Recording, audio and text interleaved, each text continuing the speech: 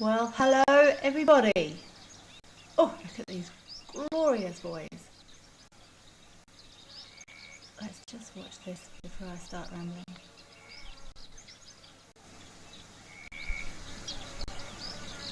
I really enjoy watching these interactions with these rams. So much of it is done on body language.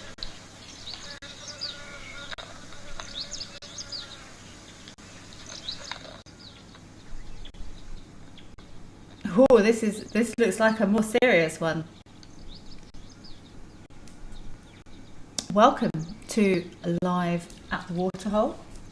It is the 13th of May. It's 12:30 here in South Africa. My name's Kelly and I'm going to be with you for the next couple of hours.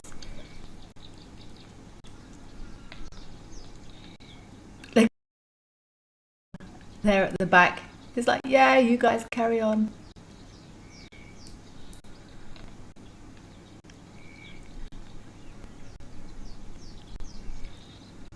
I enjoy. You often see when these rams are fighting, it can be quite serious battles, but they often stop quite regularly and sort of stop, look, have a look around, making sure there's nothing dubious happening on the breeze, any rustles that could be potentially dangerous, which I think is very fair. So thank you all for joining us this afternoon or this morning or this evening or wherever you are. Remember, we are live for the next 2 hours. I am live and I love it when you all send in your questions and thoughts, so please send them through to wildearth.tv/questions, or you can scan the QR code you can currently see on your screen. You can join the conversation on X using the hashtag wildearth, or again, you are welcome to use the QR code, or you can send your questions and comments through via WhatsApp on 027 786 30236. I love hearing who is out there, where you are following us from. I think it's incredible that we can all be linked up watching these amazing things that are happening in real time. These two boys are actually doing what you are seeing them doing right now across there at Oldonyo Lodge in Kenya. Ooh. Yee. The other one at the back is still like, yeah, you guys carry on.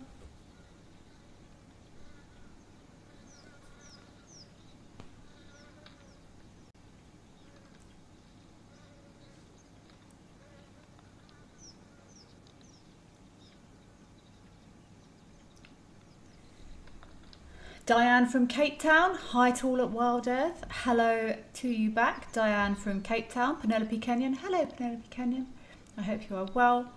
Hello Wild Earth. Kelly Zoomers and chatters, great to be here today. Penelope Kenyon, you are always very, very welcome.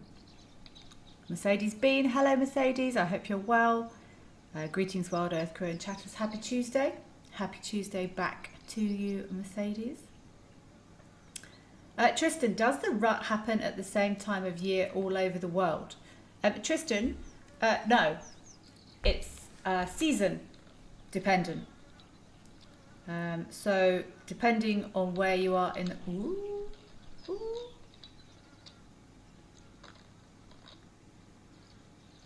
Oh, this is brilliant to watch actually, but these boys are taking this quite seriously today. Because lots of animals want their babies born in spring when there's lots of resources. They work backwards. So the rut will happen. The rut is when males mate with females, or when females are in estrus and are fertile, so reproductively viable. And they sort of work backwards. So if they want babies born in the spring, depending on how long things are pregnant for, impalas somewhere around 6 months-ish, depending on which book you read, the rut will take place 6 months before the spring. So the country will vary, the time of year will vary depending on the country, depending on when spring is. Old Punkster, the grass is so long and green there. Hello. Hello, Kelly, and everyone. Hello, old punkster. It is actually still really green there. That's really observant of you. It's definitely turned here now in the low fell. But we have had a bit of late rain. I'm not sure if they've also had some rainfall up there in Kenya. Actually, on reflection, I don't know the Kenyan climate too well, and I'm now getting residues in my memory that is there two rainy seasons up in Kenya? Or East Africa? Oh, can anyone out there that's listening? Oh, something gave him a fright. I've never been to Kenya or Tanzania. Can anyone out there help me? I think Tanzania is currently also having rains, which would make complete sense as to why this grass is green, because it's been raining.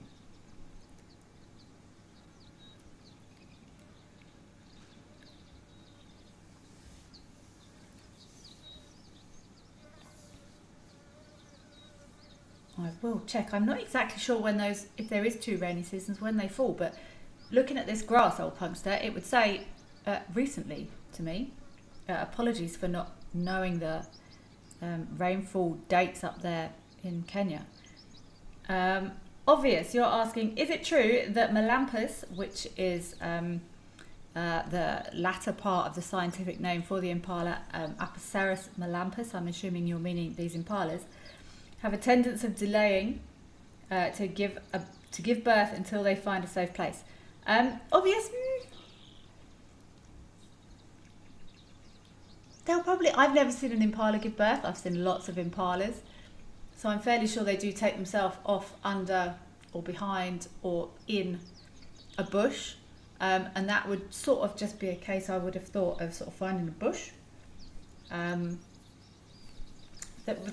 We do see their babies much younger than a lot of the other more thicket living antelope species, so they won't delay as such. They would just sort of find a safe location to give birth, I think.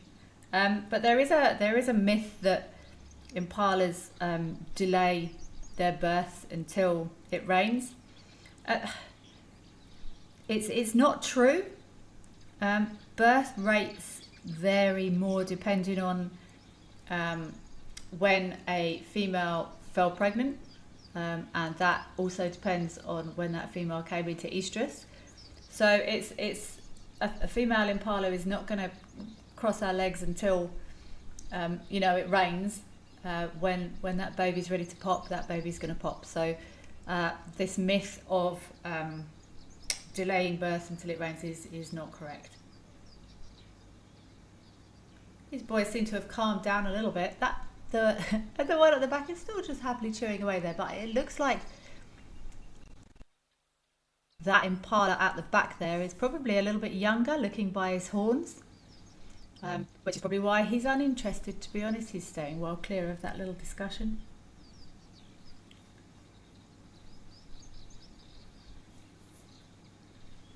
There's lots of posturing and things in animal interactions all the time, but especially in what we or some people might perceive as aggressive behaviour. Is that impala aggressive? No. Are they showing aggressive behaviours? Not right now, it's not. It's having a groom. But animals don't want to hurt each other. They don't want to injure they don't want to get injured. And if they can do everything in their power to avoid injury, they will absolutely do so.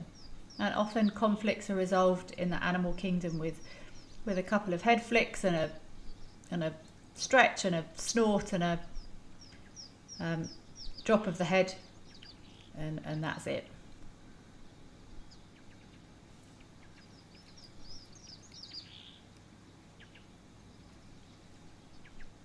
It looks like these boys have calmed down a little bit now. We will definitely come back here if they do kick off again. But in the meantime, I'd love to head over to the fabulous Tau Game Lodge, and we will see what's happening across there.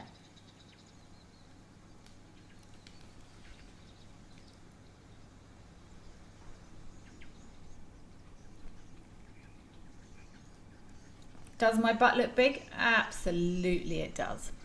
Look at these beautiful crinkly bottoms.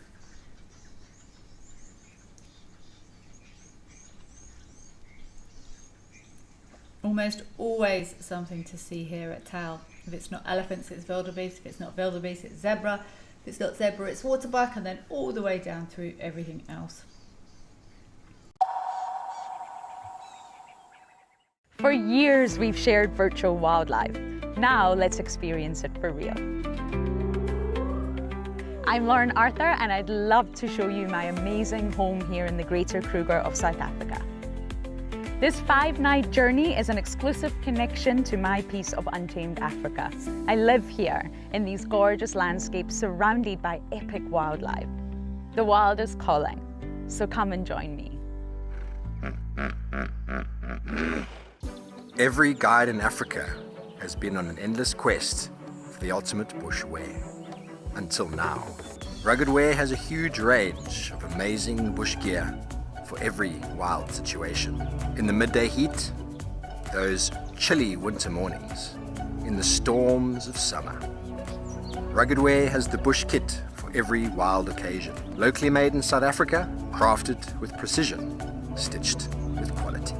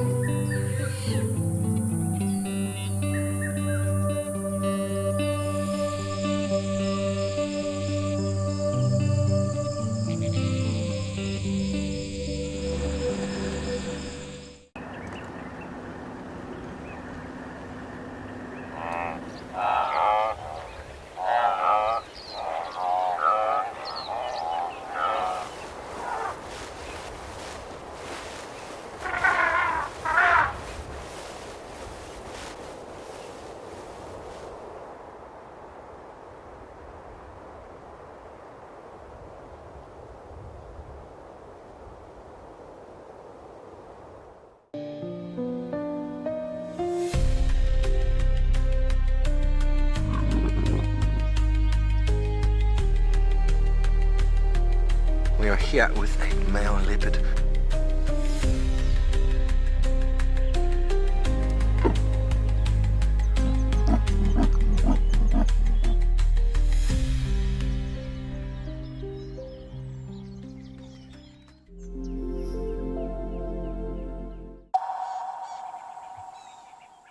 Tusks protrude at exactly the same angles, and tusk shape and length and size can be genetic. So the angle that those tusks are coming from their jaw is exactly the same, often passed down from mother to calf.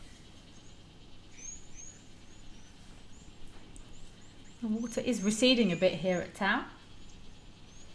Of course, we do not get 2 rainy seasons here in the Low Fell.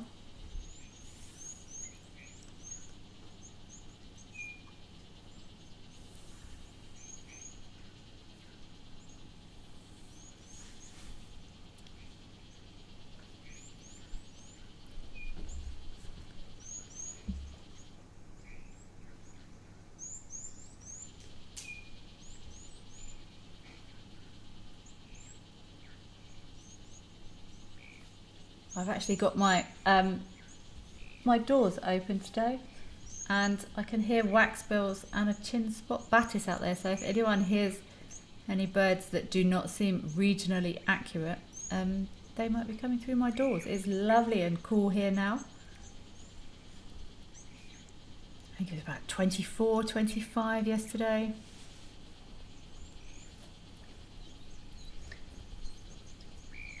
Can finally open the doors and not just hide in the aircon all the time. Jessica, you're asking, can the colour of an elephant be genetic? Yes, it can.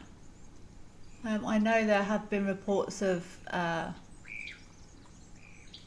leucistic elephants, or the little pink elephants that are born that is a genetic variation, and I would assume those genes would need to be carried by both parents, the same as we see in those white lions.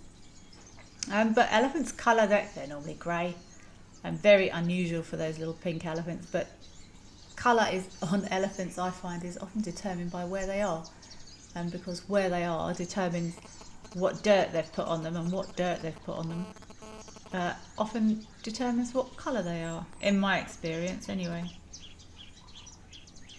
You often see very red elephants here in Madikwe. There's lots of iron ore giving the dust or the sand, the dirt in Madikwe a very characteristic red colour. Lots of red elephants there in Madikwe. Unless they've found a puddle on White Road, which is a road not far from Tau. I know it because I spent a lot of time there, which is much, much lighter. So you will know if there's a good muddy puddle somewhere on one of the concrete roads, because all the elephants are very pale. Calvin, you're asking, how do elephants keep warm in the winter?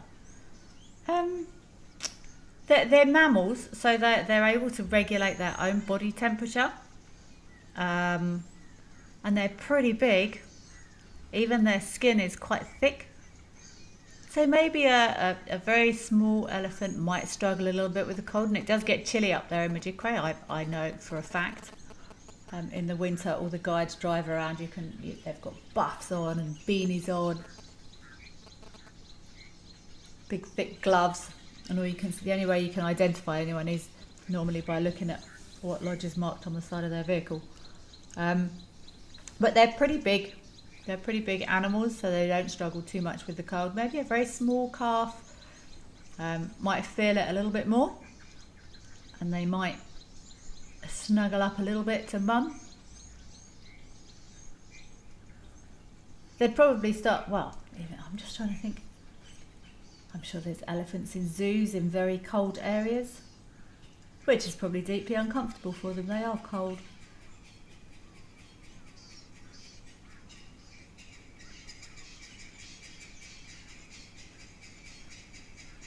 Hello, Dark Main Lover. I hope you are well. Good afternoon to you too. And you're also saying good afternoon to everyone in FC. Good afternoon, everyone in FC. I haven't really greeted you all yet today. I apologise profusely. Brilliant questions today, everyone. Keep them coming. Nola, does an elephant's skin ever peel? I've never seen an elephant with peeling skin. So I'm going to say no. And I've never heard anyone talking about peeling skin on elephants. Could it? Probably. Skin has different layers. Oh, I can't remember all the dermal layer and the epidermis and the dermis. I assume elephant skin is the same. So I would imagine it could, but does it? I have never seen that happen.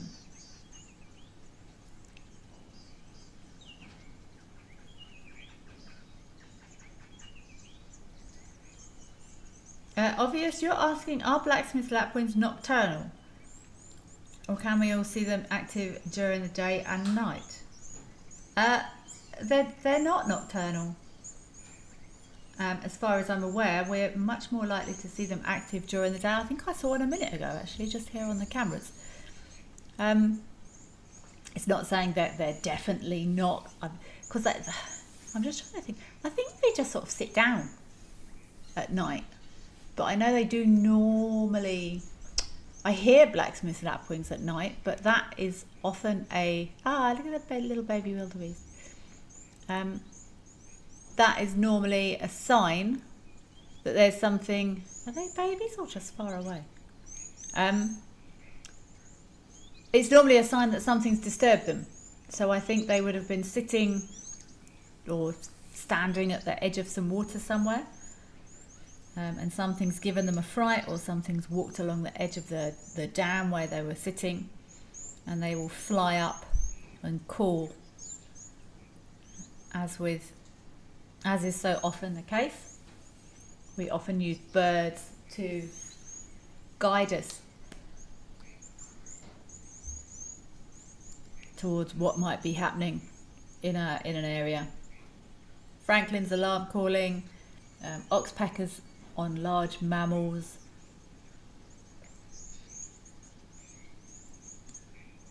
Lots of birds are very useful for giving alarm calls if there's a predator or a snake or an eagle in an area.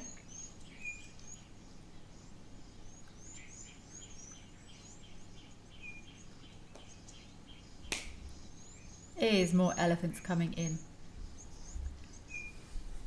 Hi Derek. Hi, Derek here. Hello Derek. At what age do elephants' tusks start showing? It does vary in the same way as the development of any animal. Books say around about 2 years old. But you can see, perfect example here, this one just wandering off to the left there had very visible tusks, but possibly looks slightly smaller than the one we've got closest to us, who doesn't have any tusks showing at the moment. So it varies. Books will say around about 2 years, Derek.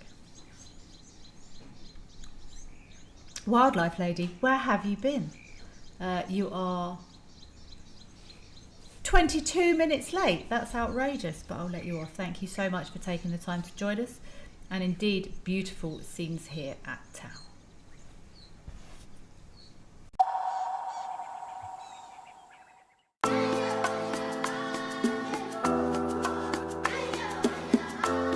We have just had our efforts paid off.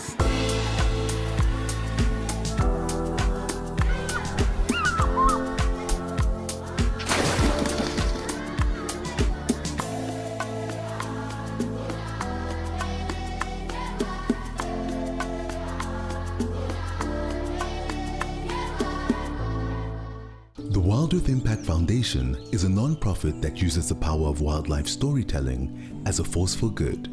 We create sustainable development projects that showcase conservation stories, empower people, and inspire environmental action.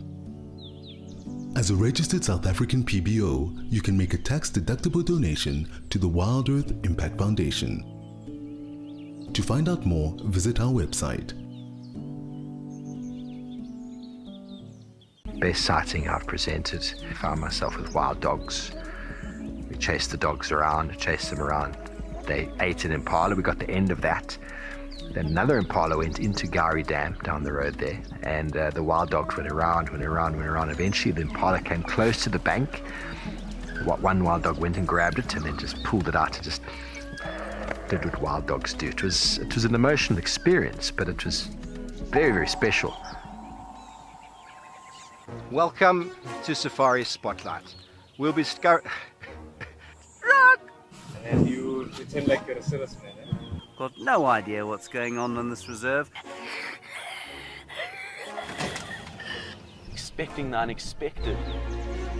Are we stuck down there? What am I trying to do? So we have another giant of Mabula. That was incredible. This is unbelievable. It's going to be a spectacular afternoon. If you love watching Wild Earth, here's a little tip. You'll gain access to the channel ad-free. You can rewind and rewatch sightings and gain access to our live Tuesday safaris. There's also behind-the-scenes videos, fireside chats, and every safari live episode, whenever it suits you. It's just the best way to connect with nature.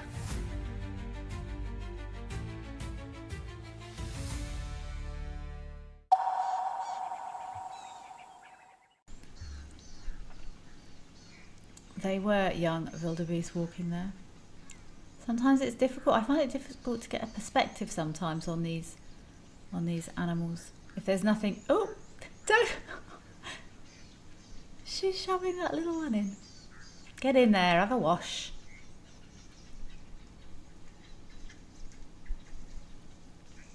So look at this lovely scene. There's like a common moorhen there. Waterbuck elephants, wildebeest.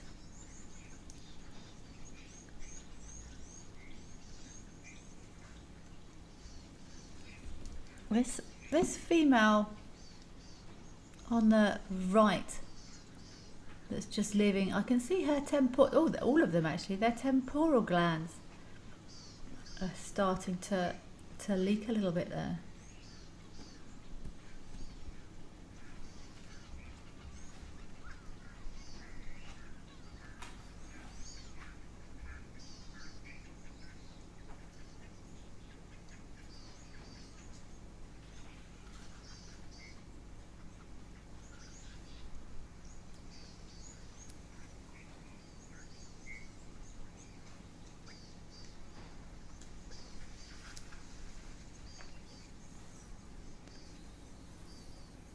Everyone currently coexisting very happily here. It does sometimes get a little bit fractious at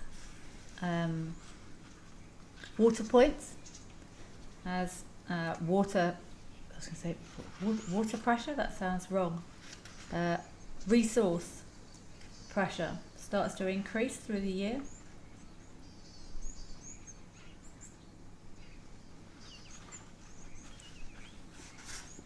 Although many animals do, they will consider each other nicely, they'll give each other space, but it can sometimes get a little bit tense here when the resources do deplete and there starts to be a little bit more competition for water.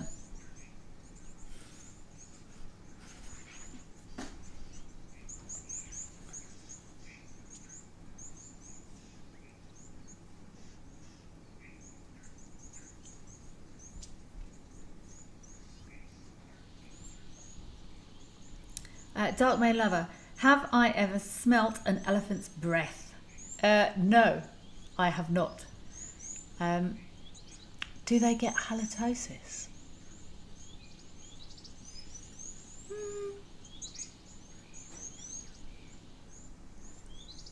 I'm just thinking.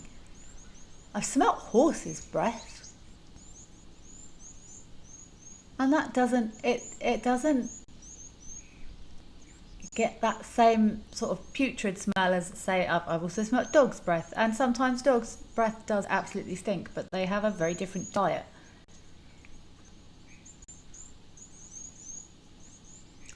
No, I have never smelt an elephant's breath. Questions are brilliant. Could they get smelly breath? Possibly slightly, maybe. If there was some rotting vegetation stuck in there somewhere. But I wouldn't have thought to the same point as your carnivores and other such meat-eating type breath stinkiness.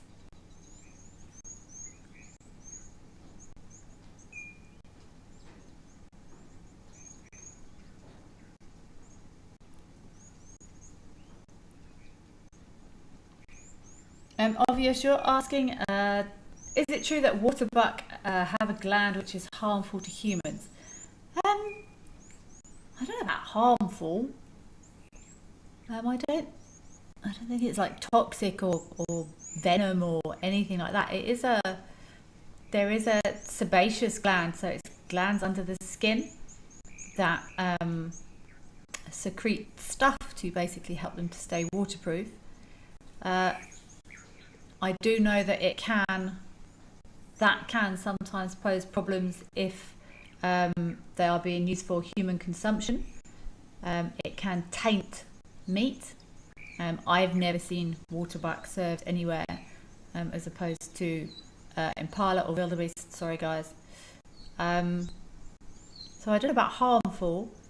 Somewhat distasteful, possibly. It is true, and you can actually smell waterbuck if you catch the wind right or wrong, depending on how you view it, especially in the early mornings that I've found, when the air is still quite heavy, you can smell waterbuck, and that smell comes from that gland that you're talking about.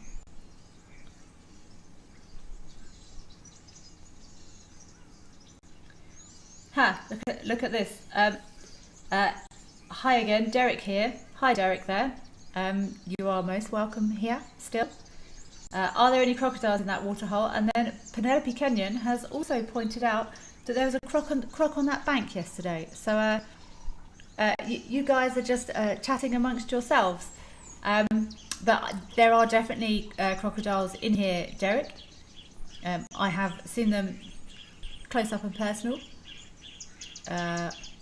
in the flesh, but we do quite often see them sunning themselves on these banks here, and often chugging through the water here at Tower Waterhole, looking somewhat ominous.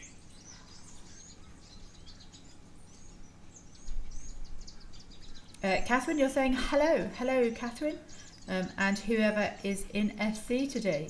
Hello, everybody in FC, and hello, Catherine. Thank you so much for taking the time to join us today. White Orchid. I don't recognise your name, but what a brilliant question. White Orchid is asking, how do they know how far to suck water into their nose? I enjoy this so much. I find this absolutely fascinating. My brain comes up with some interesting questions. I've literally got my eyes closed now, White Orchid, trying to picture the inside of an elephant's nose. And I don't know if anyone heard that. I actually just made a sucking sound through my mouth to try and imagine if I was sucking water into my mouth, how I would know when to stop. But I suppose noses are different. I suppose I would probably know if I chose. God, where am I going with this? If I put my nose in water, White Orchid, and slightly inhaled, I would probably know when it was going to start getting uncomfortable and water was going to go up my nose. That is the best answer I can give you. It's an instinctive self-preservation of not to suck too far. That's the best I can give you. But White Orchid, just because that question is so brilliant, and I've never considered it ever, I'm going to put it on my homework list. And I'm going to do a bit more research into the exact muscular mechanics and suction stoppage systems of an elephant's trunk. I will be back from Friday. So White Orchid, you must return every day, but especially from Friday. I'm going to start a homework list. What shall I call it? Elephant nose suck. Elephant trunk suck.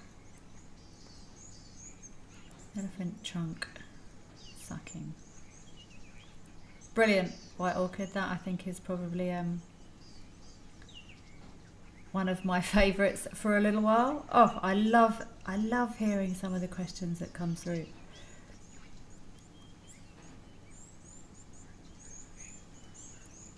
I do enjoy inquiring minds. They make me very happy.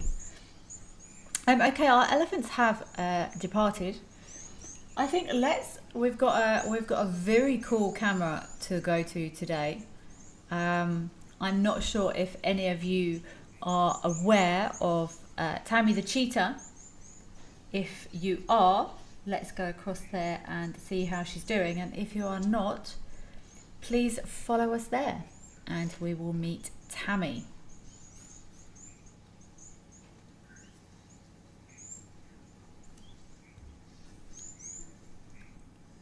Along with her delightful little bundles of joy, who are snoozing so nicely.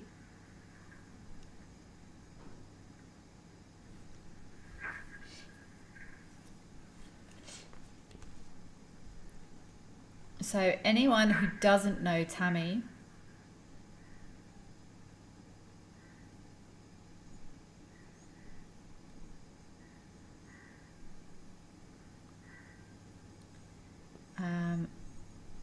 Tammy is at HESC at the Hoedspruit Endangered Species Centre.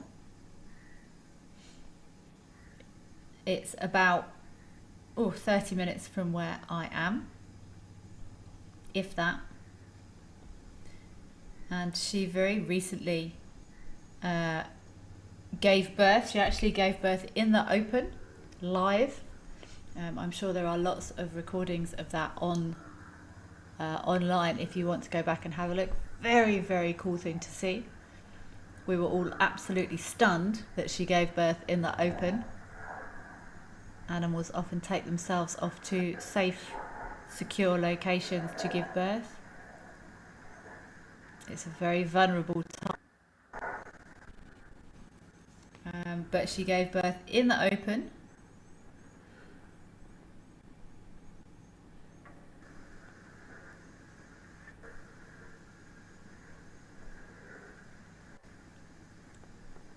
And so cool to see all 4 of these cubbies thriving by the looks of it.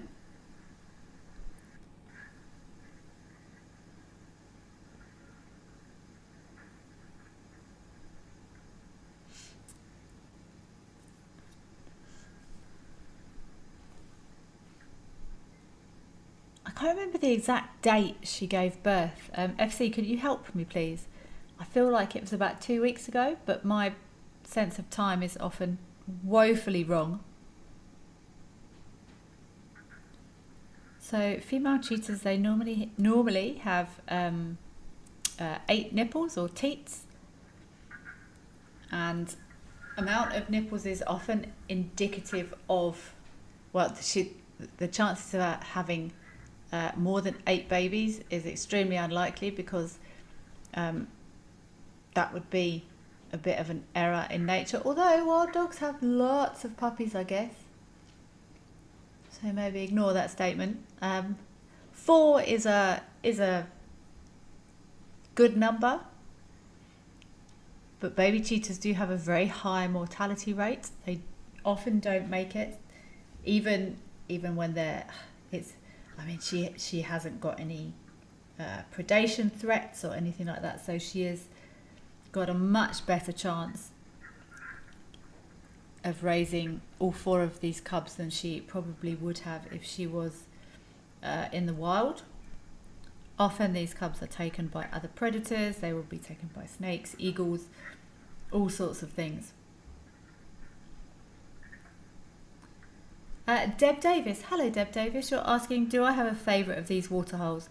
It's got to be Tau, because I've got so much history there, Deb. I know it well, it brings back lots of happy memories for me, and there's normally something happening there which is also brilliant. Look at these little things squirming around. Dark Man Lover is saying hi to Tammy and her 4 precious little ones. And yes, Deb, they do grow extremely fast. They have to.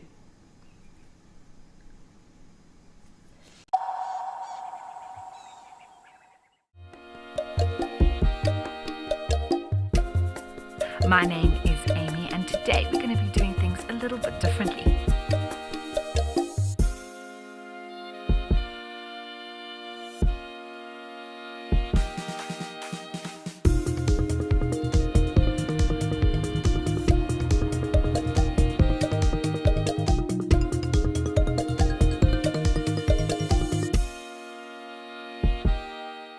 Wild Earth has launched a special fundraising drive for our non-profit, the Wild Earth Impact Foundation.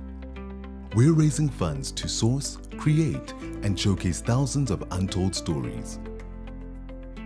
Stories that spark real action in conservation and social impact.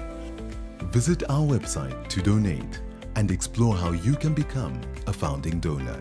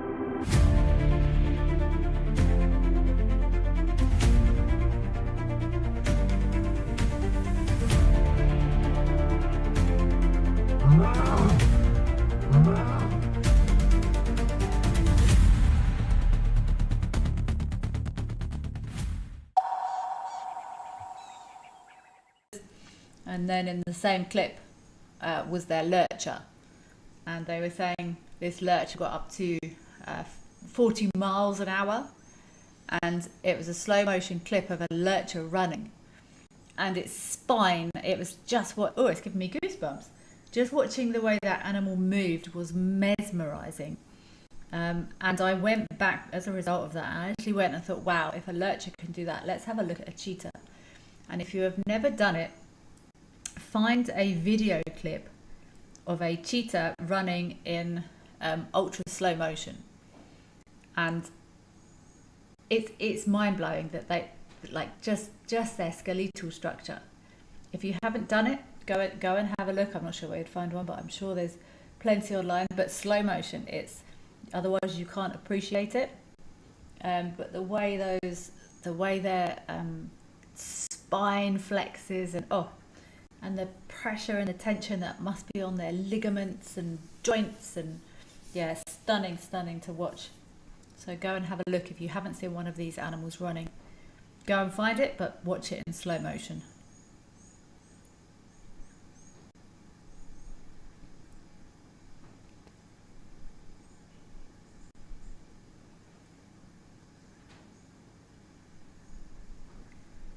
Jean, do you guys get load shedding by your base sometimes? I just want to know if Eastern Cape gets the same. You're in South Africa, Cape Town. Jean, we are all over the place. We've got different bases in different locations, different sites on a lot of the cameras. So there's going to be, I know where I am personally. We haven't had load shedding for a little while. Oh, I shouldn't say that. It really makes a struggle for these shows, and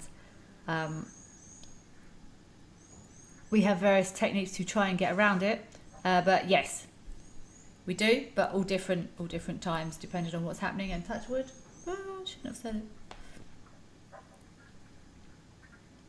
it. Martina's saying Tammy is a very good mother. She certainly looks to be. These little cubbies are looking healthy and well.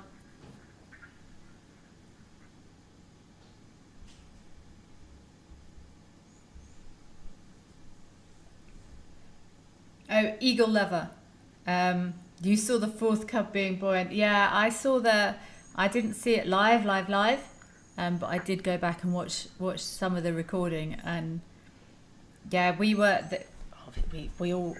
us that all the naturalists, we talk about things, and many of us know each other, and we were all quite shocked that she gave birth out in the open like that.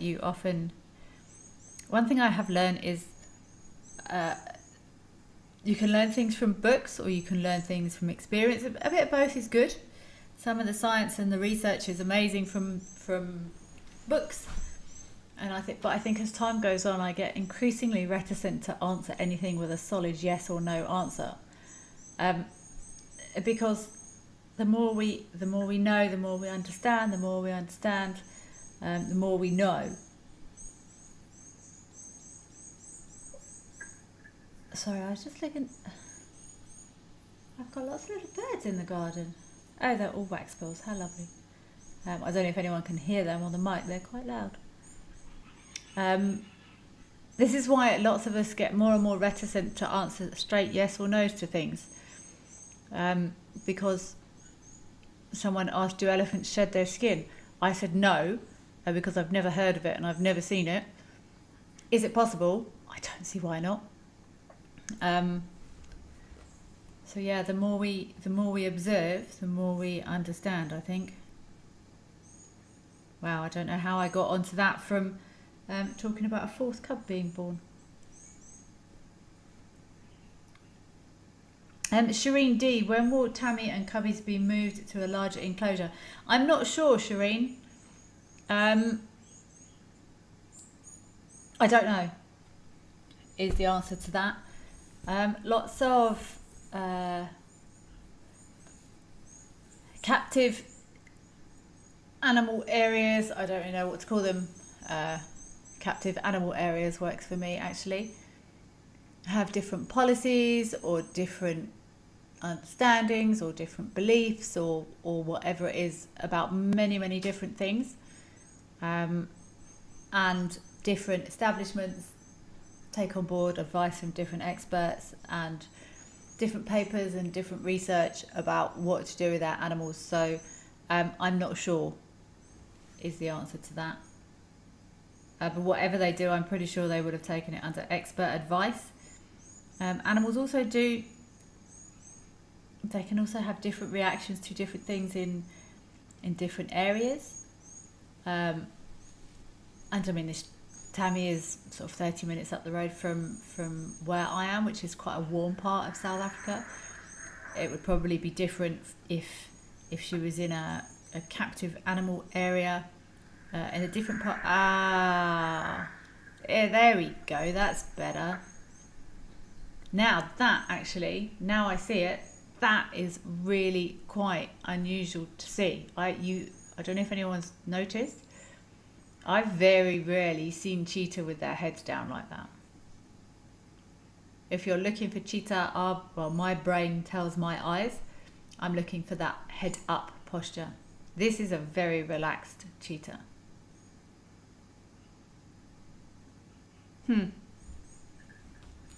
It's definitely snoozy time.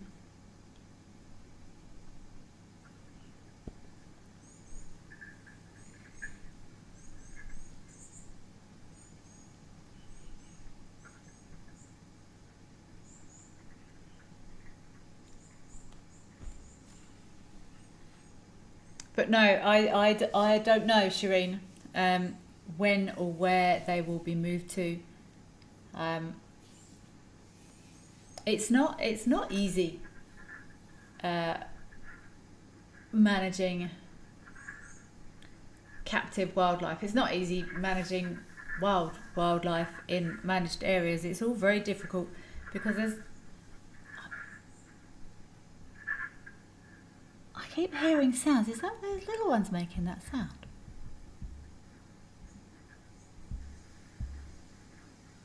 Oh, that's so cute.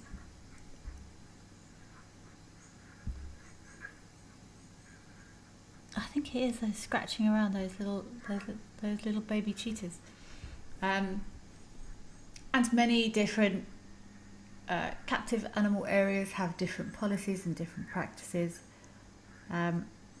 One of my tutors actually works at Johannesburg Zoo to work on enrichment programs for captive wildlife, which is a really important part, in my opinion, of keeping wild animals in captivity. Very different lives. Domestic dogs, the clue's in the name, they're domestic dogs, have a very different set of requirements. Oh, hello girlie. To African wild dogs, for example. Similar characteristics, but the clue's in the name, and it can be very difficult to fulfill all the requirements of wildlife that is not necessarily roaming completely free. It looks like everyone's had some lovely food. I'm fairly sure they would have maybe supplemented her diet as well. I've got no idea what she's fed, but I'm sure they will have increased that. It looks like she's producing producing some really good milk because those babies are looking fine and healthy. Okay, I think let's leave this gorgeous little family to have their afternoon nap. They are napping hard by the looks of it. But how amazing to be able to follow this girlie and her little ones up close and personal. I think let's head back across to the fabulous Tower waterhole, always one of my favourites. Normally lots of stuff happening there across at Tower.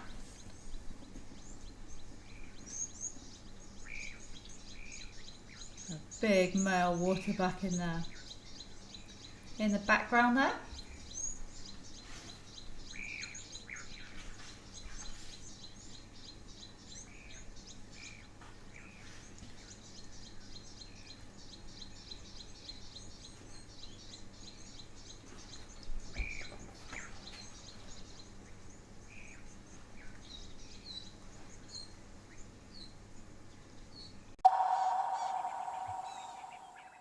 Experience the magic of the wild on an unforgettable 4-night safari at Mabula Nature Reserve, hosted by the one and only Stephen Falconbridge.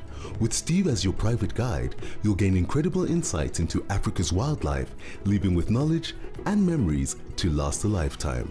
Get hands-on with conservation, track elusive cheetahs, and even take to the skies on a hot air balloon ride. Wild Earth Travel, where Africa comes alive.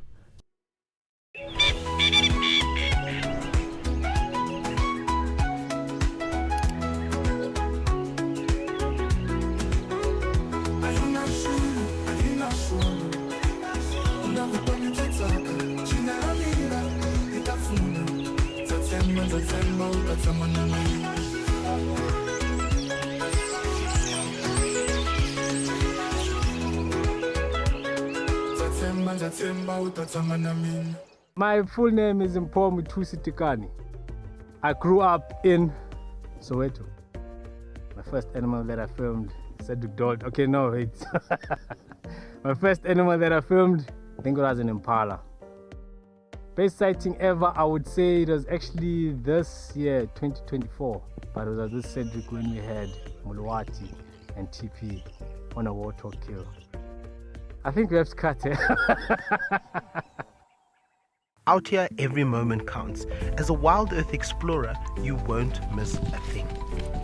Watch the Wild Earth channel ad-free 24/7 and rewind if you want to catch something again. Enjoy behind-the-scenes videos, fireside chats, and early access to travel offers. It's the best way to stay connected and be part of the Wild Earth family.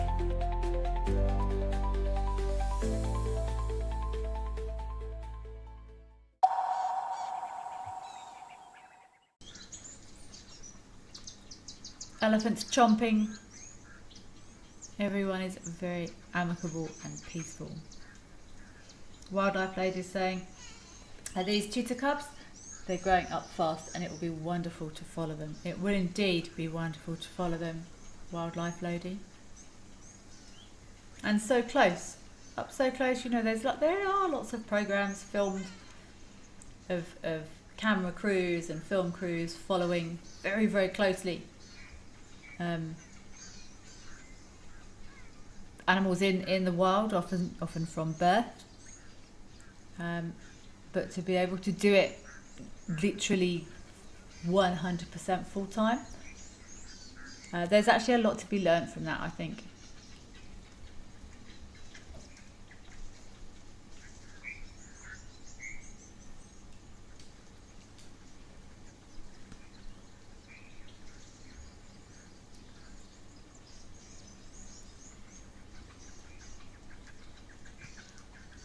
Chase the egrets. Look, that's upset the waterbuck now as well.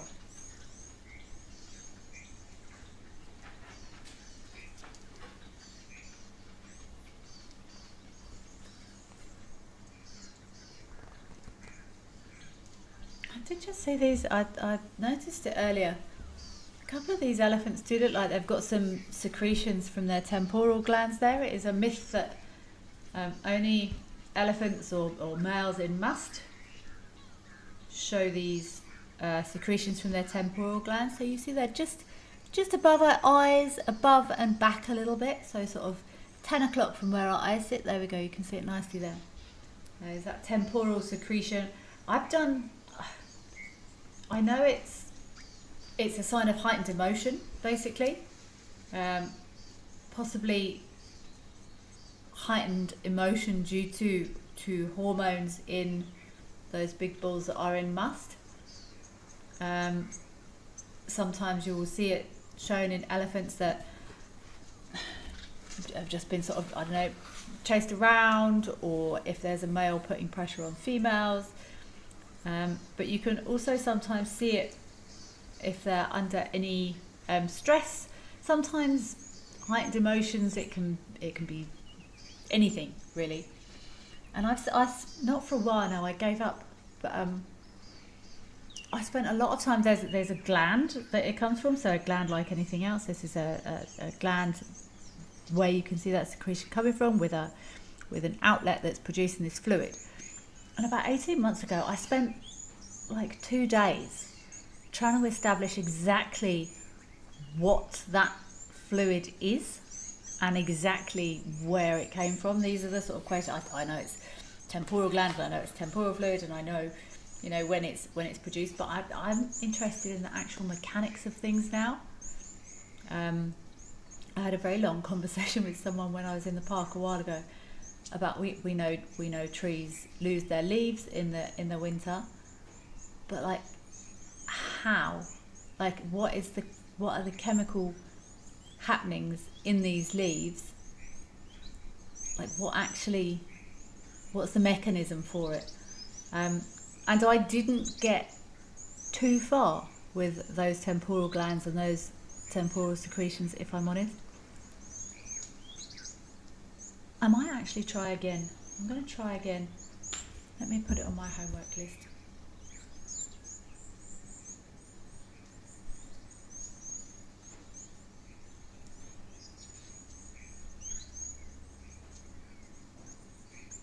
Waterbuck look cute. They do look a bit like a donkey cows.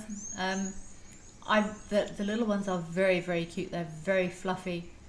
Yeah, there's something very endearing about a waterbuck. Penelope Kenny, you saw 5 cheetah here yesterday at Tau. Oh, there is a female with 4 cubs around her. I think she's collared, unless I'm mistaken. I haven't actually been to Madikwe for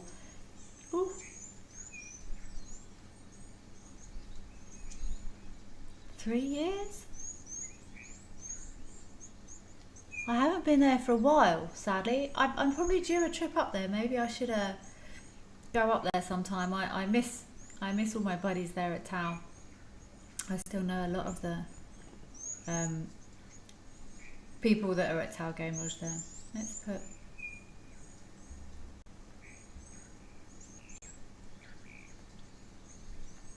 temporal glands. I'll take another run at that because I think it's likely that we're going to be seeing a lot of temporal secretions in coming months due to that food and that resource stress.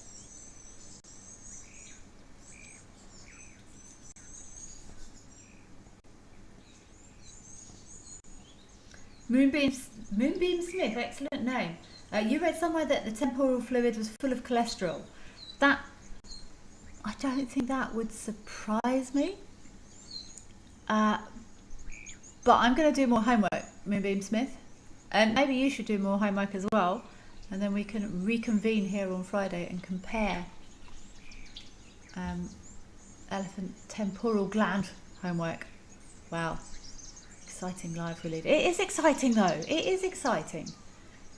I would much rather stay in and spend 4 hours reading about how and where elephant temporal fluid comes from than going and standing in a noisy bar and shouting at people because the music's too loud. Wow, I'm showing my age. I will be quiet. Ivan, brilliant question. Can bush animals learn behaviours from other species they encounter? I'm going to say yes. which is a bold call, and a fairly solid call, which I'm not normally prepared to do. But animals are clever, hey? They watch, they observe. I can't think of what any of those behaviours would be right now.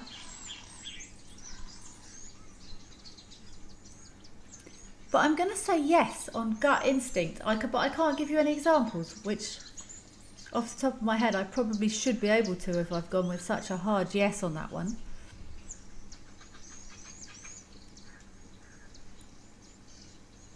But I'm gonna say yes, because cats and dogs can learn behaviours of each other, I think.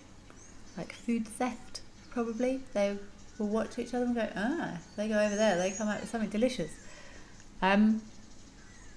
So I'm going to go yes. I will enjoy researching that very much. But I'm going to put that on my homework list and try and find you an example. If anyone else has an example now, look at that waterbuck and that elephant staring at each other.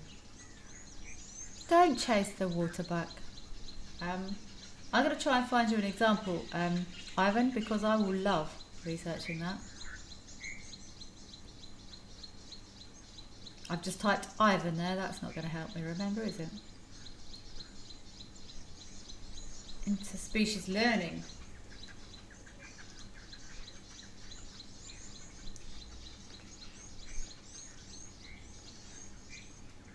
If anyone can give me evidence that they don't, I'm also very happy to discuss that.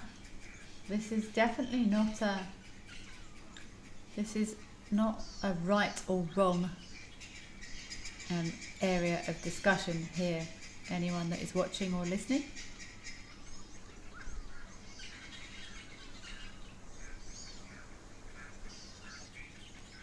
Anyone that anyone that thinks they can't, that there's no more to learn about the bush and that they know everything, should probably be doing something else, because we never know everything about everything, and nor would I want to be honest.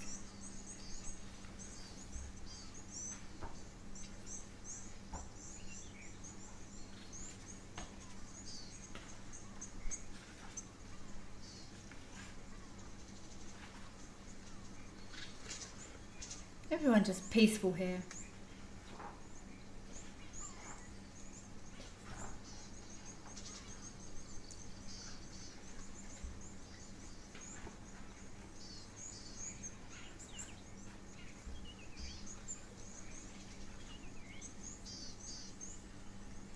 Lucy Cody, you're asking, what is the life expectancy of a waterbuck?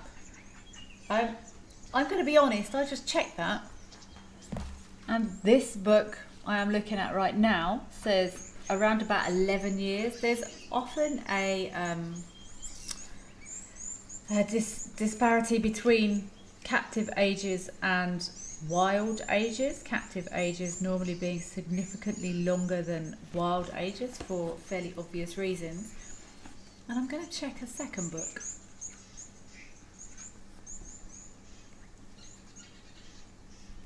To see how far off these two books are, just to prove a point. They might be the same, who knows? Let's look.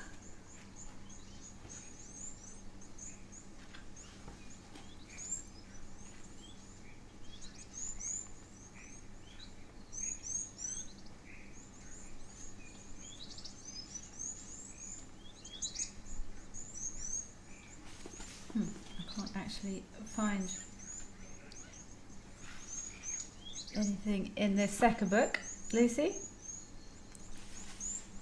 but I'll be interested to do a comparison. But yeah, let's go between 10 and 12 years.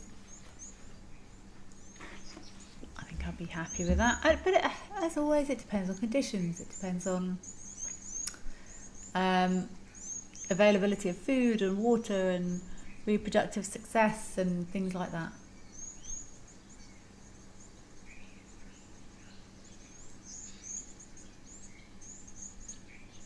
Alex, I hear you. You are saying dogs have more emotional range than normal animals because they learn human words and emotions. I back you, Alex. It has been much. I think it's probably been easier to start. Oh, don't get me started on dogs, Alex. I won't shut up. I'm not going to go there. I will focus on these elephants. But yeah, I have lots to say about dog emotions.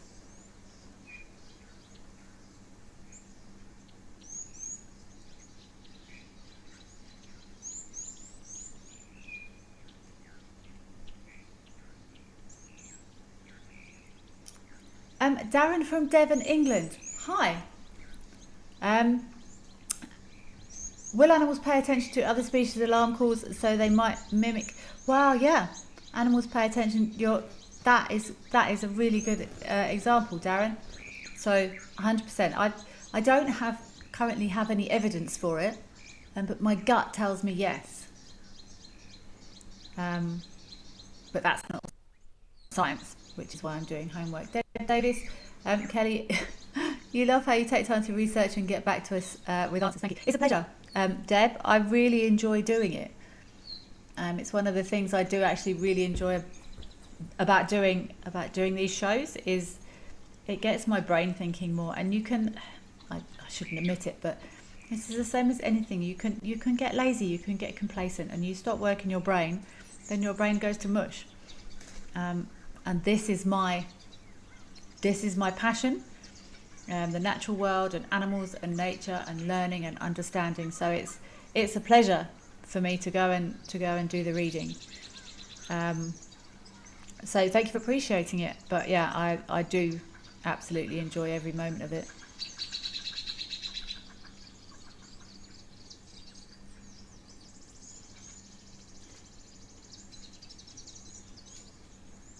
Dark Main Lover. What is the theory behind Waterbuck's white ribbon?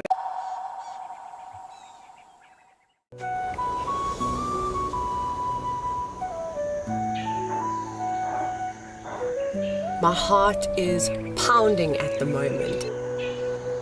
We are here in one of the best places in the world to see tigers.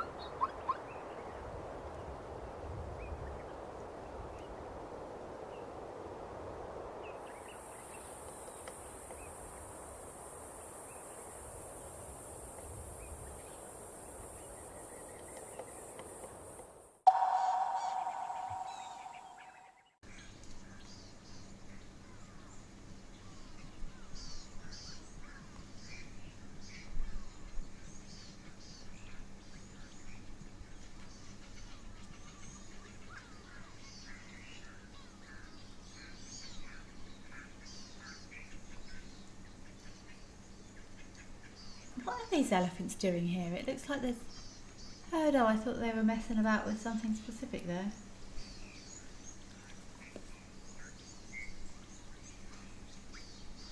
Look how they're using their feet to scoop that vegetation up on their feet.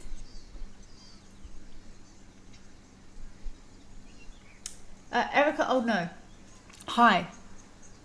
Just tuned in. Where have you been? What have you been doing? We've missed you. What have you missed? We have had some elephants and waterbuck and baby wildebeest at Tau, and then we went across and had a look at Tammy the cheetah and her 4 little snuggles. All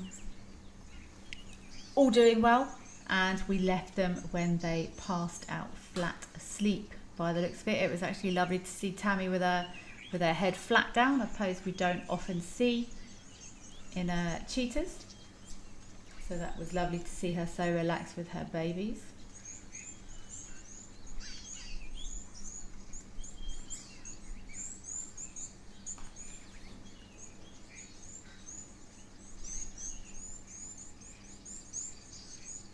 Lucy called you. Yes, the mountains of Madikwe are amazing. I know them well. There's some stunning kopjes and I'm trying to... I can't remember the names of all the mountains. There's lots. The mountains or big kopjes we can see from Tau. I know one of them is called Mabalajweng. There's Twani kopje further towards the east. There's some beautiful hills and mountains in and around that Madikwe area.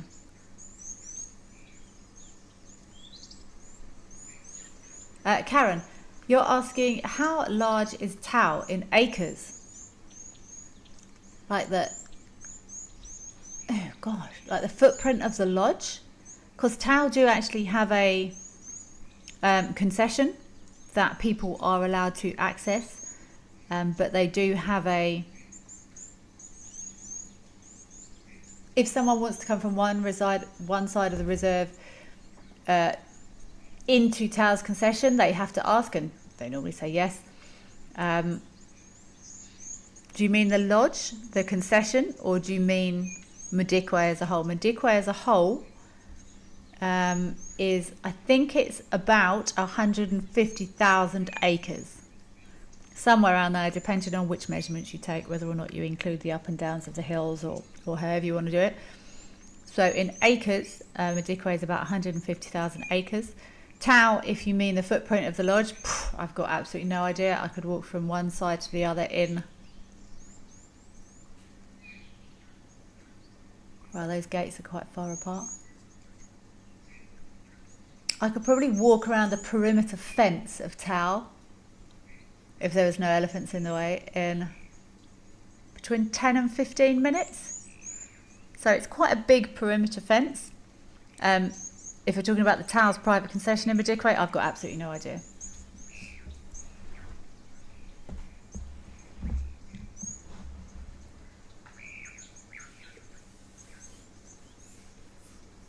Spas, welcome. How are you doing? It does look quite green here, but we also had some late rain here. I'm not sure if they had some late rain up there in Madikwe. I mean, thank goodness for it. Everyone is always keen on a little bit of a late rainfall. Never goes amiss. It's amazing how much further it can actually make the vegetation and the pans go. Just a last little flurry of rain there quite late in the season.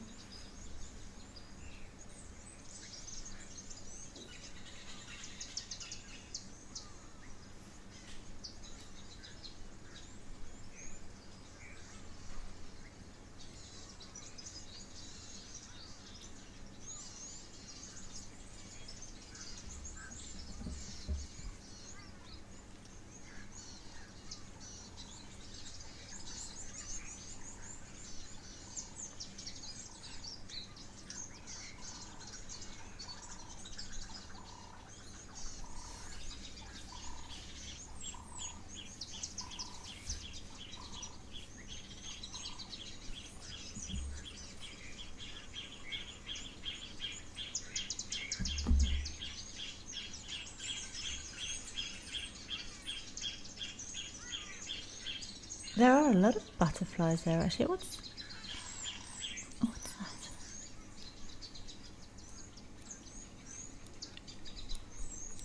that?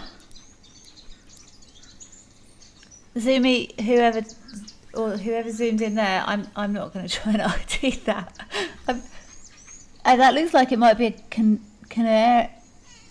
That one that's landed bottom right. Sorry, I'm leaning right up to my screen. Possibly a canary. Can I see some yellow on it? I don't know what that.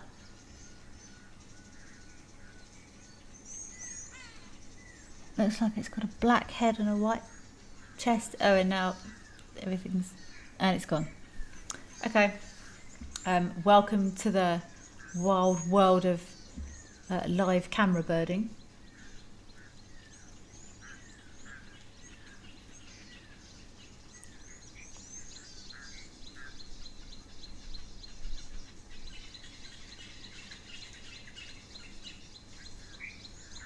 Lady Macbeth, you're saying there's a lot of research into species learning from each other. Yes, there has been. There's been many records of I think is it chimps?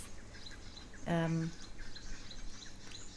other primates handing down learning through generations.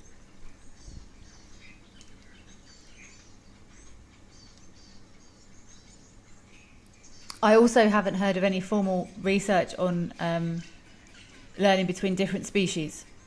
My gut tells me it's possible, but I have no evidence for this whatsoever, and that's why I'm going to go away and do some homework.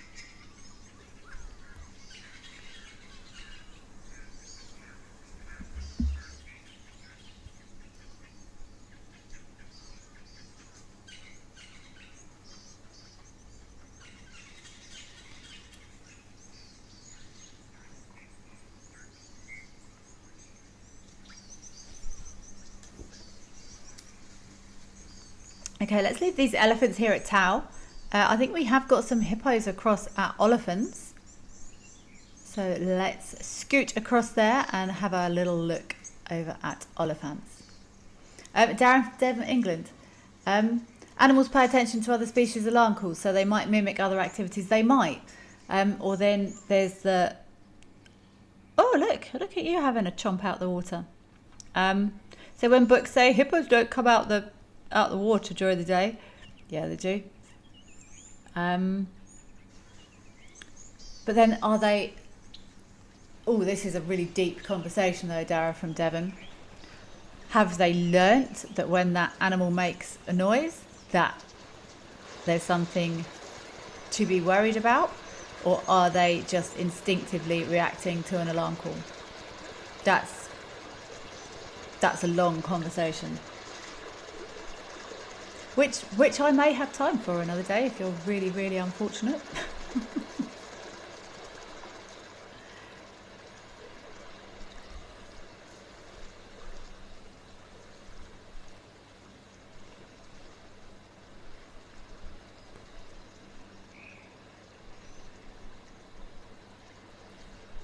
So this hippo is very happily out of the water at, what's the time?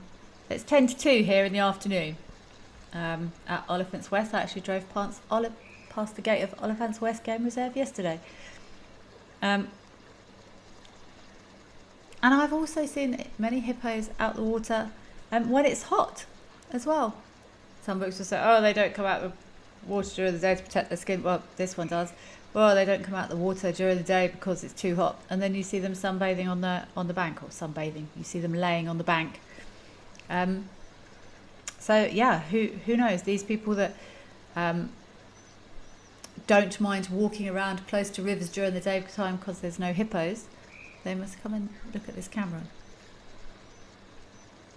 Oh wow, Moonbeam Smith, you're full of them today. You can come back. How long does it take for trees to decompose?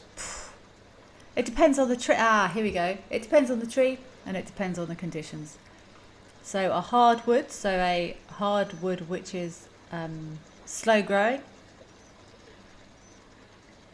which is hard by definition, will take a lot longer to decompose than a softwood like a corkwood. So a leadwood would, well, they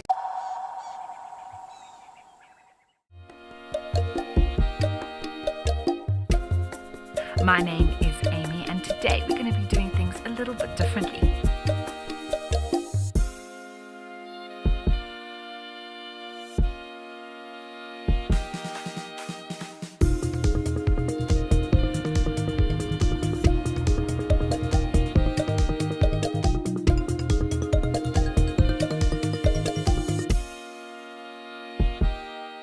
At Wild Earth, we believe every story has the power to create change. That's why we've launched the Wild Earth Impact Foundation, a non-profit dedicated to conservation and social impact. By showcasing conservation stories, we can change lives, protect nature, and empower communities. We have partnered with Empowers Africa to accept tax-deductible donations from US donors. Your donation will help fund critical programs that support our mission. Join us and be part of the change. My full name is Emojis. Best part of my job is coming to see nature. Worst part of my job is logging. That's the worst thing ever, because you have to log amount of footage. You sit in front of that computer and yeah, you think of deleting the footage, but no, they need the footage. If I want a camel, probably a soccer player. I know some people don't believe me, but I'm very good, and I'm very fast.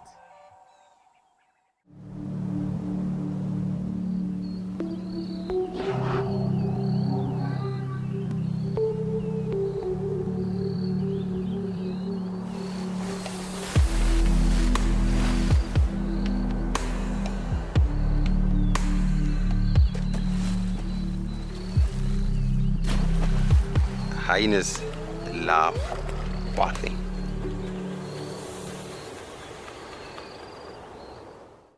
Out here, every wild moment matters, and as a Wild Earth explorer, you won't miss a thing.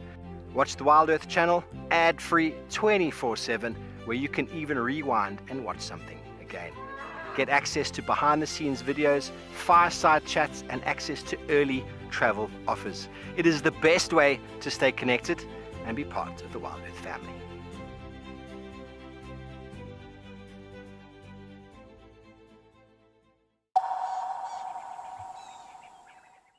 At night time, because they're A, more likely to be out of the water, and B, you can't see them.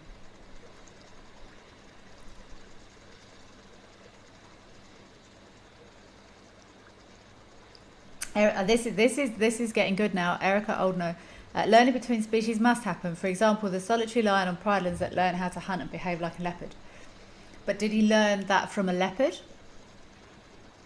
Or did he just adapt what he was doing because it was more effective for him?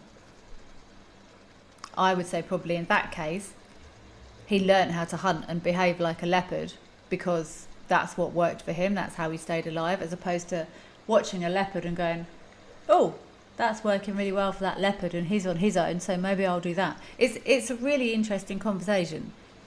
I don't know the answers, but fascinating things to ponder, of which we may never know the answers. But that's what keeps us all stimulated and thinking and learning and alive, in my opinion.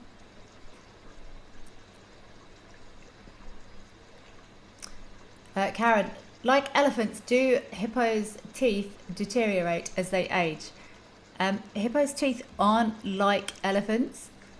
Elephants have sort of sets of molars that come to fruition as they age, or move forward. It's almost like a conveyor belt. I don't think hippos' teeth do that. I think they have sort of shame, made him jump.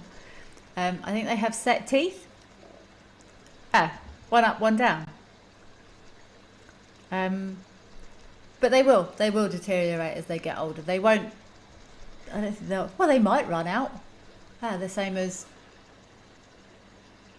old people's teeth are worse than young people's teeth as a rule. That's a massive sweeping statement, and I don't mean to offend any old people, because I'm pretty much one of them. But as a rule, if you have a look in a 70-year-old's mouth or a 20-year-old's mouth, one would like to think that the 70-year-old's teeth would be worse. But again, guess it depends.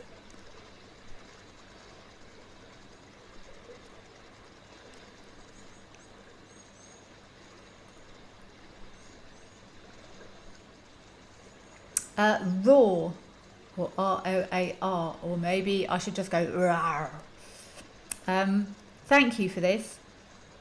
You watched a fabulous programme on the future of nature yesterday. It was talking about the importance of hippopotamus in the Queen Elizabeth National Park in Uganda, and due to the hippo's decline, poaching disease, how grasslands were being overtaken by shrubs. Who knew? The programme was about the importance of grasslands. Right? Thank you so much for sharing that. I haven't seen that. There are so many things that we don't even think of. I think I had actually heard something about that. But another, let me get this right, I haven't read the information on it for a while.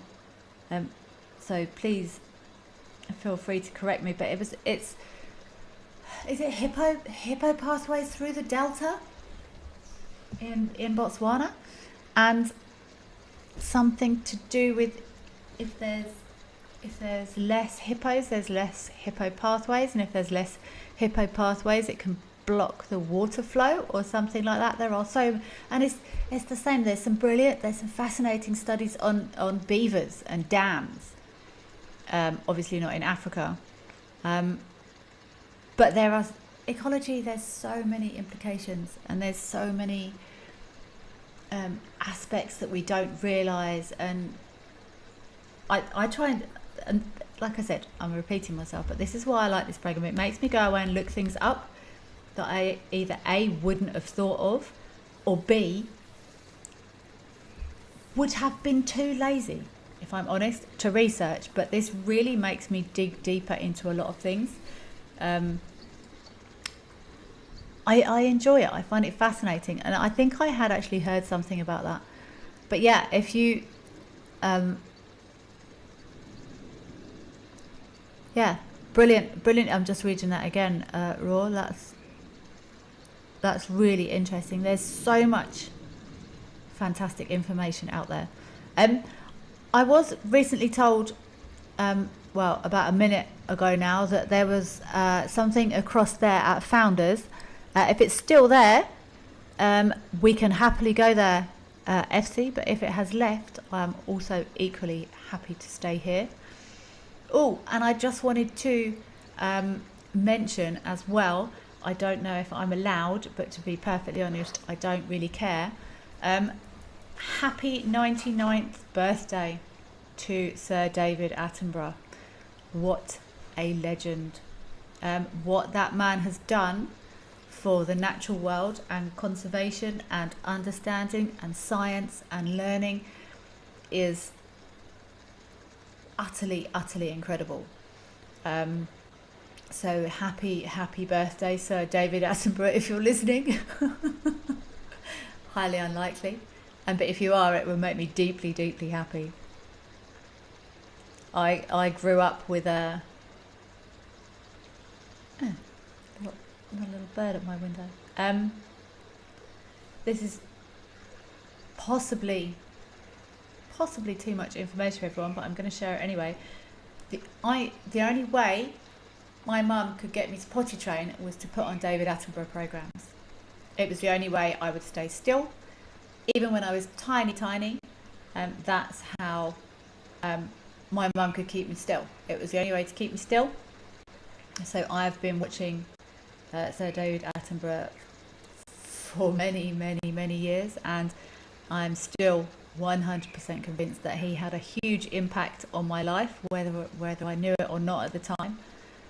That was brought me to this place right here, right now, and I'm sure there are hundreds of thousands, if not millions, of other people that have also been hugely impacted by that incredible man. Erica, oh no, every single organism has its niche. The balance is so delicate. It is very important. Okay, let's go across to Founders. I blatantly ignored the information I was given earlier because I was rambling.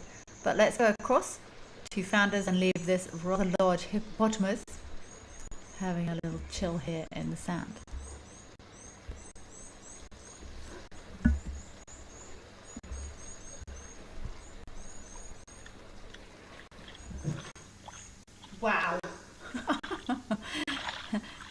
that rhino did not move any. Ah, look at the warthog at the back. I just noticed that.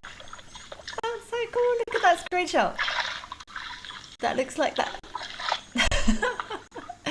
That warthog almost looked like it was sitting on that rhino's horn. Then that was epic.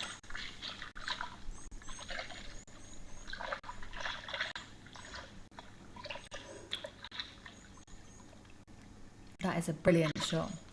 Oh, if anyone screen captures that, that's hilarious. The light and the colours they're always quite striking here. Lots of reds, but it seems like I feel like it's clear here quite a lot. Very sunny. Really nice light on there.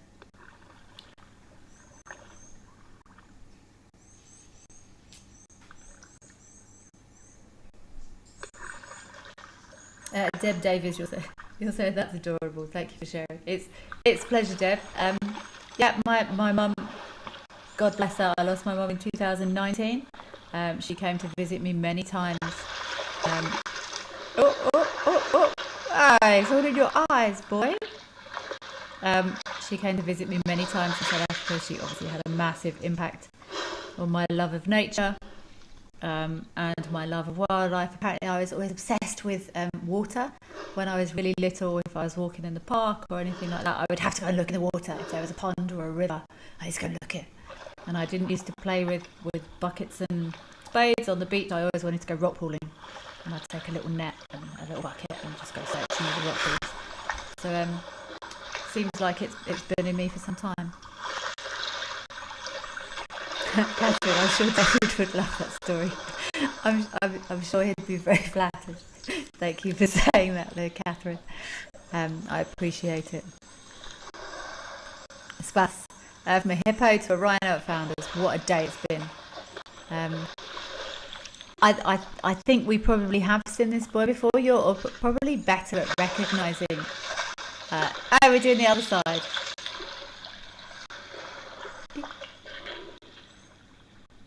Oh, come on, those dry lines are almost making me twitchy. I want him to fill them all in now. Come on, finish your rolling, boy. Nick, can rhino swim? Yeah, white rhino can. Black rhino can't, apparently. No, wrong way round. Swap that over. Black rhino can, white rhino can't. I've never seen any rhino swim. But I'm almost positive, well, books say black rhino can. But I've been on a property before where one day a black rhino was on one side of a swollen river and the next day it was on another side of a swollen river. So that tells me they can.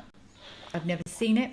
But if you look at Nick, if you look at pictures of both species and look at their head carriage, you will see that white rhino,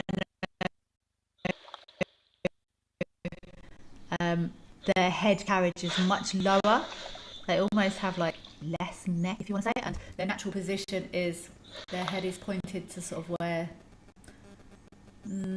number 7 would be on a clock, sort of down, almost straight down. They can lift it a bit further, but you can see from this angle here, this boy can't sort of lift his chin up and tilt his chin up. And I'm holding my hand up like it's on a clock. Black rhino probably closer to 9 o'clock. They've got a much wider range of head lift, so they can get that chin up and out of the water, whereas a white rhino just doesn't have the physical attributes required to swim. I'm actually surprised that a lot of these animals can swim, because they're not really swimmer's legs, and it's not really a swimmer's body, I wouldn't have thought. But nor is an elephant's, some people might say. And they can definitely swim, and we have all seen it.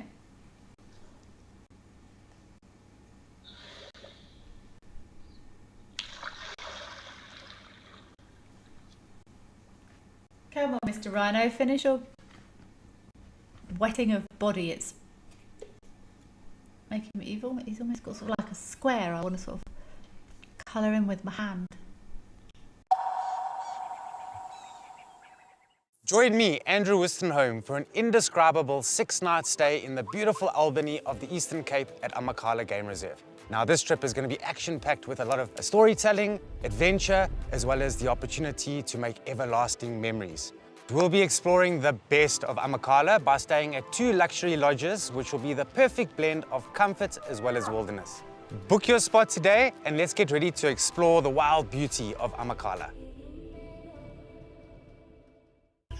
South Africa's wild places are closer than you think because Federal Airlines brings them to you. From the calm of our FedAir lounge to the smooth boarding of our trusted fleet, we take care of the journey so you can enjoy the adventure.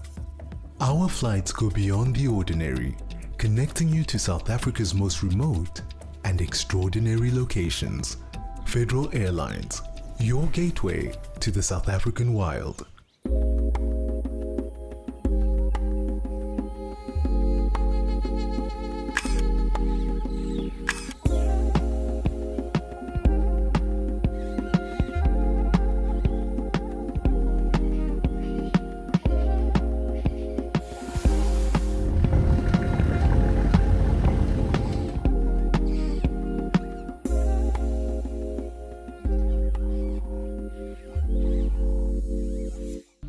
Step into the heart of Africa from the comfort of your home. Female leopard tracks over here. Join our expert guides for a live 3-hour safari where every moment is real, unscripted, and unforgettable. Ask questions. Animals rely on their senses. Share your thoughts and be part of the experience as we explore together. Safari Live. Safari, wine, and waterfalls. The ultimate African adventure. Sip South Africa's finest wines. Experience a world-class safari among Africa's iconic wildlife. And stand in front of Victoria Falls, one of the natural wonders of the world. All this can be yours with Wild Earth Travel, where Africa comes alive.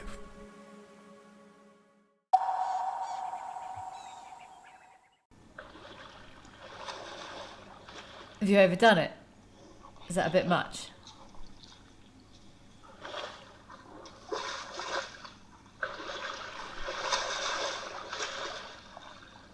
I think this rider is... it's not as much now. Probably is digging up. Maybe he's trying... Oh, look, there's a zebra behind there the whole time. That was a serious shove through the mud there, though. But imagine... we know these animals are really, really strong.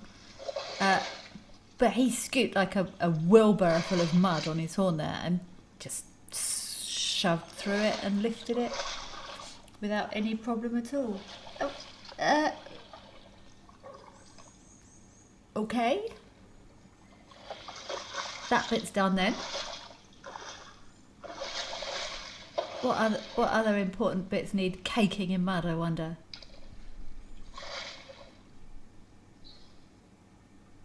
There's a little wagtail just landed behind him there. See, I could tell what bird that was, everyone, because it was sat there wagging its tail. I could see it was a wagtail. I'm leaning over to the left, but that's not going to help me, is it? Because the picture's in the shade, not me.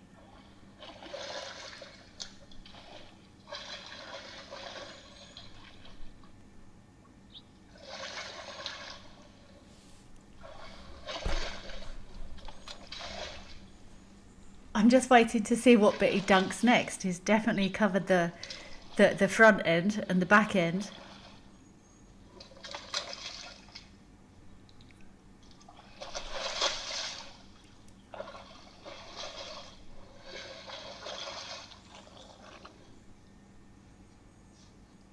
Oh, we're having a good scratch now.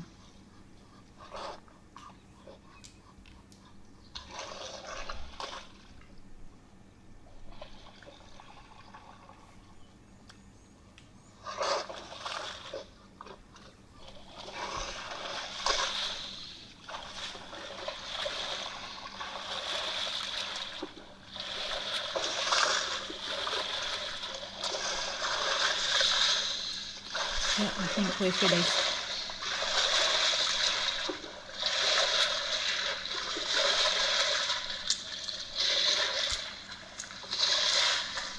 Rhino's tails always look like a bit of an afterthought to me. Like someone's gone, oh, we better finish this off, and plop. That can go there. Leopard Lover is asking, have I ever rescued an animal stuck in mud? Yes, I have. Right, wrong or indifferent, I don't really care. But there was a baby zebra stuck in the waterhole at Tau, and we helped get that baby zebra out. Zebras bite for information. I know this for a fact because I was bitten quite hard by said very ungrateful baby zebra. We used various tactics, but what I ended up with one of the lodge's tablecloths. They were not impressed around this baby zebra's neck, and we managed to get it out, and it bounced off before I managed to get this tablecloth off its neck. It wasn't tied; it was just sort of draped. And this baby zebra spent most of the night actually with a tablecloth on it, but then the next day it was gone. Deb Davis, yes, those zebras do look like they're waiting their turn. They're probably stood there thinking, oh, for goodness sake, it's all going to be muddy now. What has just splattered there? It sounds like something else has just got into the water. Look how he's moving that rock. I actually bumped into some zebras this morning. Literally, I've where I stay, we've got a few giraffe and a few zebra, and I've got quite a big, possibly recently increased in size bird bath, and the zebras came and finished the water this morning out the bird bath, and I didn't realise they were at the front, and I was in a hurry, and I opened the door and I scared the life out of these poor 3 zebra. I felt dreadful. I had a long apology to the zebra this morning. I felt really, really bad. I didn't know they were there. I mean, is it you that's splattering? Is that what's that in the back there? Oh, are they? Is that a Hemsbock? No, it's not. What is it, a roan? Gosh, I don't even know. I don't like a roan. That was walking it. They were walking on the other further left. Look at it just shoving that rock around. There was some sort of antelope walking out. I think it might have been a roan.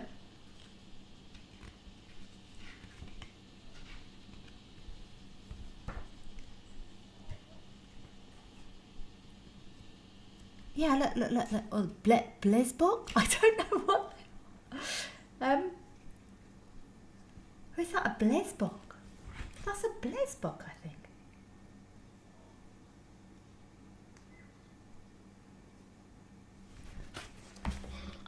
I'm sure that's a Blitzbok. I'm just going to quickly check.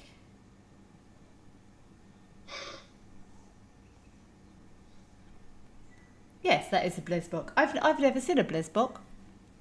I might have seen one once in the distance somewhere, but I haven't really spent much in the Cape anywhere. I've spent most of my time here working and living between the north of South Africa. I spent some time Tau is very, very close to Botswana, sort of from the sort of north tip of South Africa down as far as Johannesburg, and all the bits in between, really, between the western edge and the eastern edge. But I've never really been down to the Cape, so I've never seen a Blesbok in the flesh. So apologies for my horrendous lack of knowledge. They've got big ears. Thank you, Erica. Oh no, I got there. But thank you for your ongoing support, and I thank everyone for their support.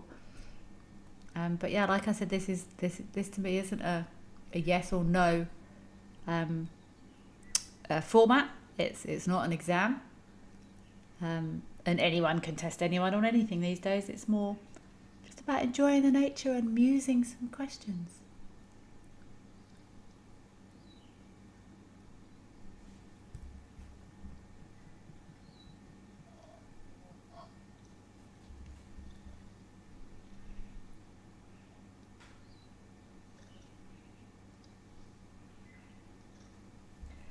Moonbeam Smith, you have sent something in that I'm not going to mention because we don't mention several things in our industry, politics and religion being two of them.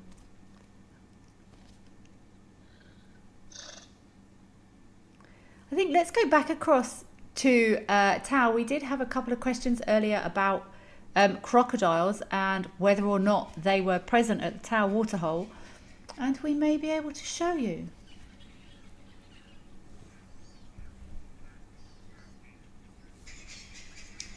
There is your crocodile. Who was it that was asking earlier? I need to go back and find it. We've had loads of questions through today. Absolutely brilliant.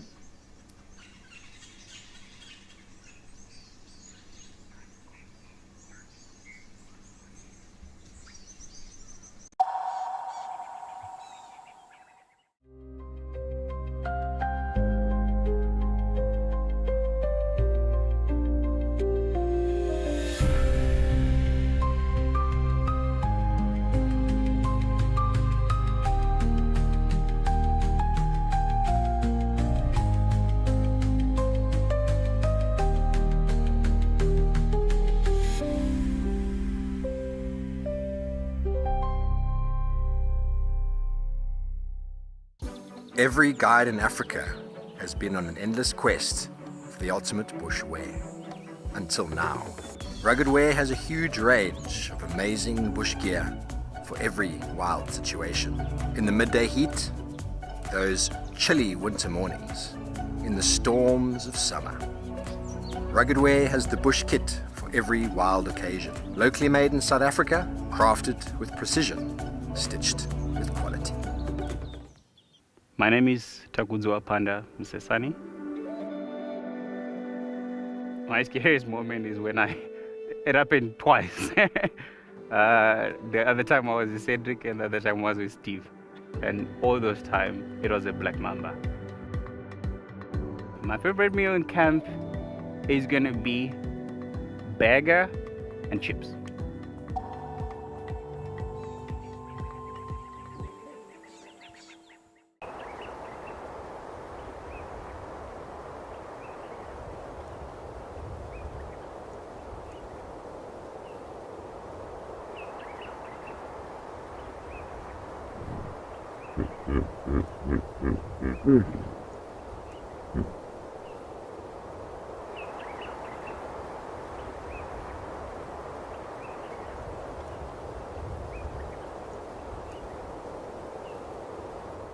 If you love watching Wild Earth, here's a little tip. Become a member. You can gain access to the channel ad-free, you can rewind and re-watch sightings, and you can join our Tuesday live safaris. There's also behind the scenes videos, fireside chats, and every Safari Live episode, whenever you want it. It's just a better way to stay connected to nature.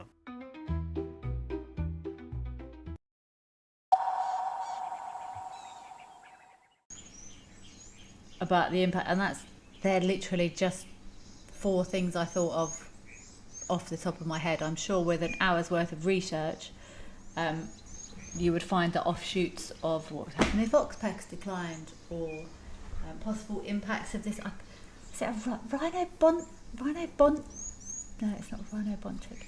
I can't remember what this rhino-specific parasite is called, but I'm sure with just a little bit of research, it would become apparent that it would have a massive impact in in ecosystems, and I'm sure the research has been done in, well, it's probably been done in South Africa before, seeing as we nearly lost rhino altogether. Also, the Asian countries who have severely reduced rhino populations of those other species of rhino. Wildlife lady, wonderful big friendly crocodile. Wonderful big crocodile for sure. Friendly?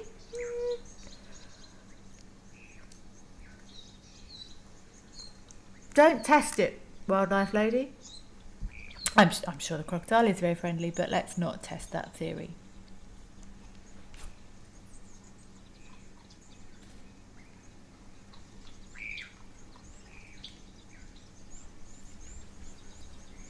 Erica Oldno, it's a pleasure. You're saying thanks for taking all our questions and for your engaging and interesting way of communicating and my humour. Thank you so much for your participation, Erica. Always a pleasure. And like I say, it's your questions and all of you being here that makes it for me. I mean, I could literally sit here for 2 hours on my own. And probably talk for 2 hours as well, but it would be significantly less interesting for anyone that was listening, and also for me. But let's recap on my homework. Let's see if I can remember what it means that I've written. Elephant trunk sucking. So that was, how do elephants know when to stop sucking with their trunk, which I think is brilliant. Elephant temporal glands, like exactly what they are, exactly how the solution is produced and where it comes from. Learning between species, that's going to take up the next 3 days of my life. And alternative thoughts behind why waterbuck have white rings around their bottom that is not follow me signs. So I have my work cut out. Deb Davis, you're saying the original mosaic, aha, look at that, look. I've just counted those rings from the bottom of its tail. It looks like the tip of its tail is black, and then it goes light, light, dark, light, light, dark, light, light, dark, light, light, dark, light, light, not quite as dark, light, light, still quite light. I've never noticed that before. I wonder if that's got something to do with age. I wonder if you can age crocodiles by the amount of rings on its tail, like you can in a tree. I've never noticed that before, Deb, so thanks for making me look at that. Thanks for making me look at that pattern. That was a very fast reverse out of there. Oh, Karen, how do African crocs differ from Australian ones? Australian ones are bigger, from what I believe. I've driven lots of Australians. Brilliant guests, always so up for a laugh. The biggest python I've ever actually seen in my entire life was when I had a car full of Australians.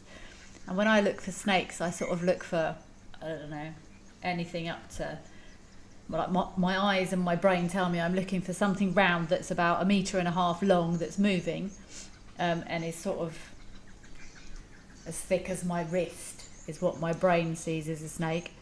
And I was driving along happily, actually down by the side of the river, and all of a sudden, driving, I had a tracker with me, driving. All of a sudden, one of my Australian guests went, "Stop!" And he went, "That's a snake, mate." I was like, "Where?" And there was a python, and I promise you, it was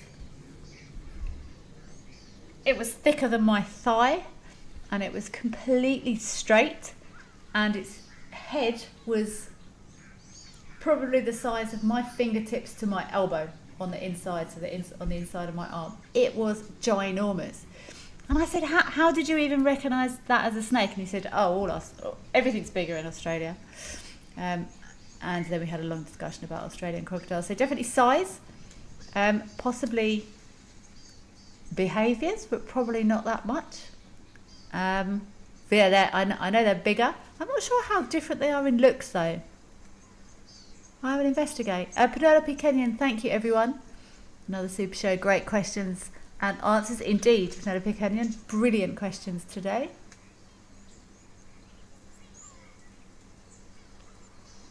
Darkman Lover, thank you, Wild Earth, Africam, Zoomies, Kellyanne FC for another fantastic live at the Waterhole show. Great job.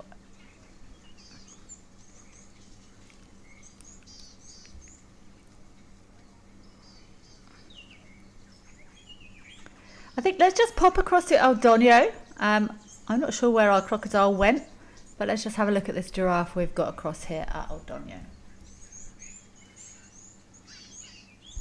Sorry, Darkman Lover. It's a pleasure. Great job as your host. It's been a pleasure to be here, Darkman Lover. Thank you for joining us. Have a great day, and to you too. Is that giraffe has got a? Is that a massive lump on that giraffe's head on the left?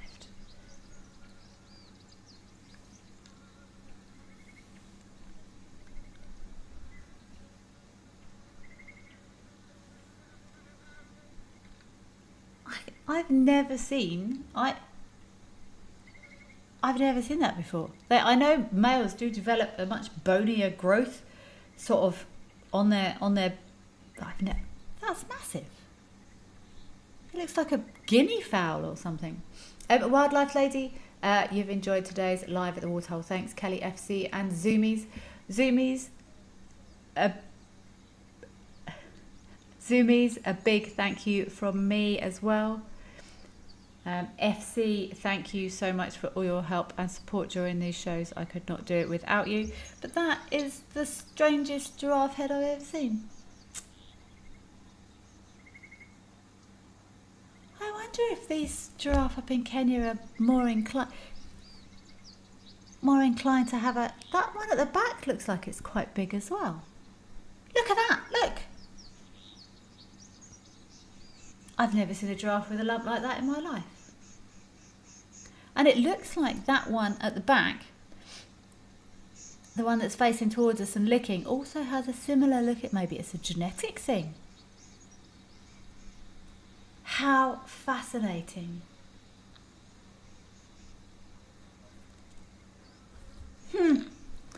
Every day is indeed a school day. Thank you all so much for joining us. Hugely appreciate everyone being here. Thank you for taking your time to send in your questions and comments and thoughts. We will be back tomorrow. I won't be, but I'm sure someone will be. We look forward to everyone joining us. Thank you for being here. Keep watching those cameras and please stay safe out there and enjoy the rest of your day. All the best.